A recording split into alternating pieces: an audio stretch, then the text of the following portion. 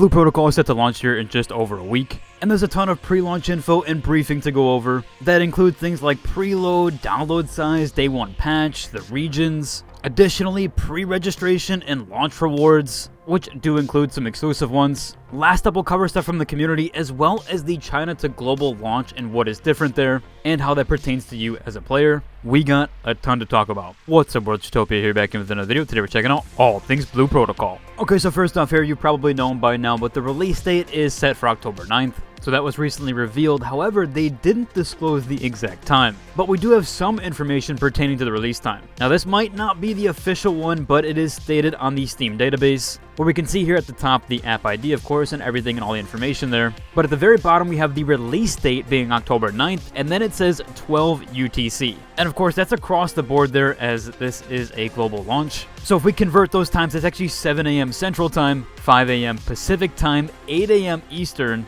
and there are a few other listed times here as well. Again, that should be a global release time across the board for both the PC, Steam, Epic Games, as well as the mobile platforms iOS and Android. Now, there has been some notion about these servers. Currently, there is North America, EU, and South America, which are all going to play together on mega servers. So pretty cool there, you'll be able to swap layers and lines. They do mention that Southeast Asia is actually coming later. That one is under a different publisher though. They do mention that a complete list of the countries will be listed later or published later, probably closer to the game's release and when they do showcase the global release times. For right now, that's what we have. Again, this is the only official times we have so far. That is based on the Steam database. That is not necessarily concrete, so do take that one with a little bit of grain of salt, but more than likely, hopefully that will be the case. Now you might be asking, what about preload information, a day one patch, etc. there? So far, there is no preload information officially posted just yet. However, from previous tests and prior closed beta tests, they did actually give you 1 to 2 days to pre-download. So I would assume it would be probably the same with launch. Typically, Steam is pretty good about that, as well as their own client and launcher. I'm not sure, Epic Games can be kind of rocky sometimes when it comes to preloading, and I do have no idea about the iOS or the Google Play platform, but I assume that there might be some sort of pre-download there as well. Now, as far as the launch sizes or the size that it's going to be, for PC, it currently lists at 35 gigabytes on Steam installed. Typically, that actually is a bit larger than what the actual download size is. It gives a little bit of a discrepancy there, a little bit of room. With the closed beta test, I still have that installed on my PC. That is actually listed around 26 gigabytes. I would guess the launch size is around then, depending on how big the pre-download is or the day one patch. I would also recommend that if you do have the closed beta test installed and you didn't want to play through Steam, or you might even be able to transfer the files over,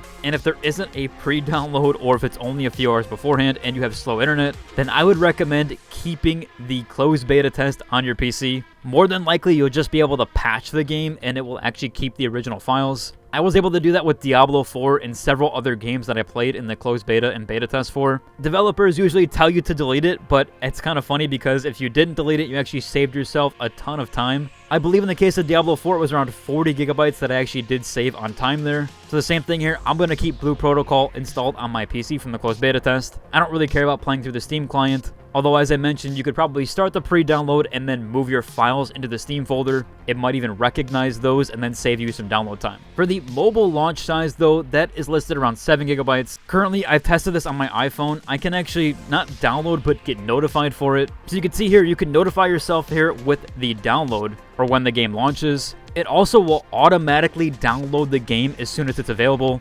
But if we look at the bottom here, it actually does showcase around 3 gigabytes. Some websites have it listed around 7 gigabytes. So yeah, not exactly sure what it will be there, depending on either iOS or Android. I only have an iPhone to test from, so that's what I have currently. Now, as far as a day one patch goes, we more than likely are going to get these CN balance changes and quality of life updates there. There has been a few class tweaks, improved Imagine systems, pities, as well as smoother resource flow. I'll go into more details there in a bit. We still have some other pre-launch info to cover though.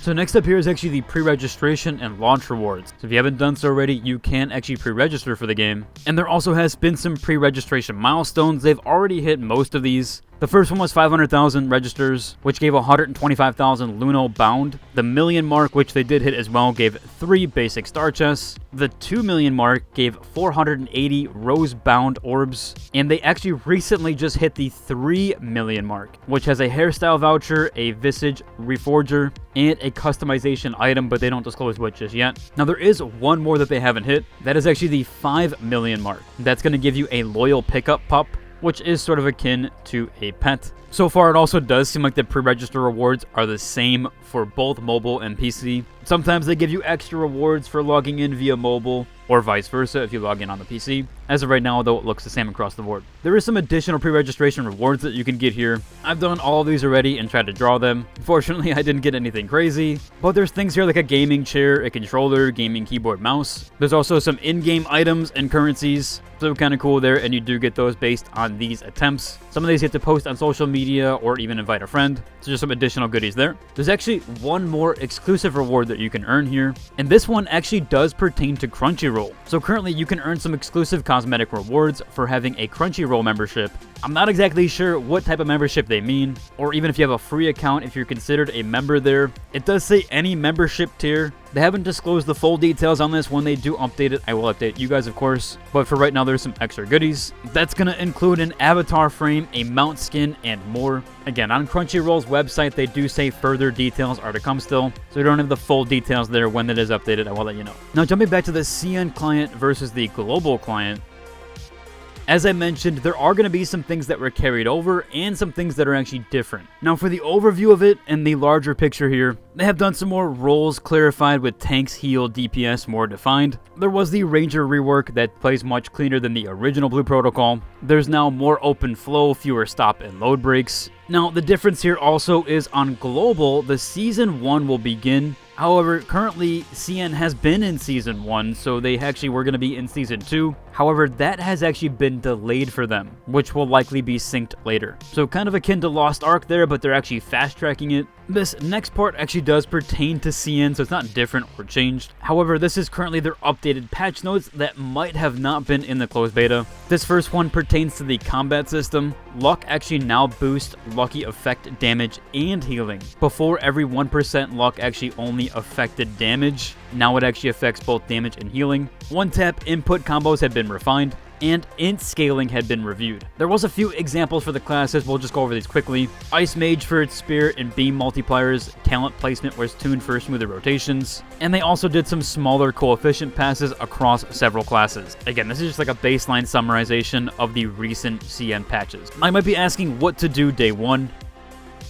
I might have a more further extensive guide on this, and currently I actually do on my channel. I have the Ultimate Launch Guide that does cover more of this stuff here. But as far as day 1, what should you be doing? Well, for one, you should spend smart. And I would just say, honestly, hang on to most of your currency. At least that's what I do. Typically, I push until my character does feel a bit weighted, or at least hard to clear content. What I will say from closed beta, it was insanely easy to clear through the campaign. I didn't even upgrade a single skill, so more than likely you can just do it that way. And that's what I would recommend until you actually get a class guide. Now, if you are planning to play Frost Mage, I actually do have a class guide for you. It is pretty optimized, both pulling from CN logs, as well as even their build guides over there, and taking some of the input from Discord, kind of combining everything together. As I mentioned, I did really well in some of my guild raids, so if you are planning to play Frost Mage, and specifically the Icicle specialization, I do have a guide already up on my channel ready to go for when launch happens. And given the CN patches, it doesn't seem like anything changes too much there, although I will do an updated guide into launch as well. But let's say you didn't want to play Frost Mage, you should test other classes. Now this will be done sparingly because you can only play the one class, at least at the start, and you can't really ult. You can, of course, pick up other classes, but you will need to either earn the currency or pay for it. There is going to be some visual guides there, and also I do have a what class you should play guide. So if you're curious on that, you really don't know what class you want to play, I have a full guide on my channel for that as well. It breaks down everything from basic rotations to lore, and even incorporates some builds and stat priorities. So it's a massive guide there, check it out, it's on my channel. Overall, that's about covered for today's video. Again, I will have more in the future, so if you want to check out the channel, you can. And if you enjoyed today's video, I'd like to subscribe, and until the next one, deuces.